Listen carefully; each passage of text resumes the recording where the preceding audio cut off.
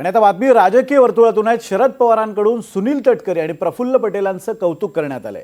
तटकरे आणि पटेल हे क्षमता असणारे नेते असल्याचं वक्तव्य पवारांनी केलंय। तटकरे आणि पटेलांचं नाव यादीतून वगळल्याप्रकरणी शरद पवारांनी हे वक्तव्य केलंय। मात्र सध्याच्या राष्ट्रवादी काँग्रेसच्या नेतृत्वाचं त्यांच्याबद्दलचं असेसमेंट वेगळं असेल आणि असेसमेंट वेगळं असल्यानं त्यांच्याबद्दल वेगळा निर्णय घेतला गेला असावा असंही पवार म्हणाले।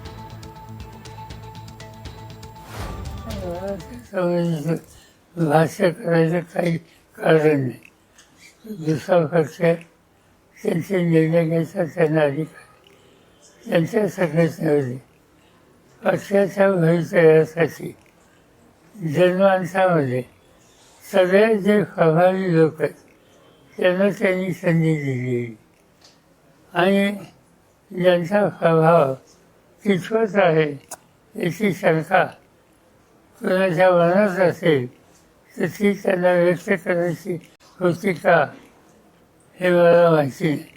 पण मला हे माहिती आहे प्रफुल्ल पटेल किंवा तटकरे आज आमच्याबरोबर नाहीत आणि काही नव्हते, पण गेले 25-30 वर्ष आदरणीय प्रफुल्ल पटेल 2003 पासून माझ्याबरोबर होते आणि तटकरे हे जिल्ह्यात नेते होते, राज्यात होते, राज्याचे फायनान्स मिनिस्टर होते, पक्षाचे अध्यक्ष होते।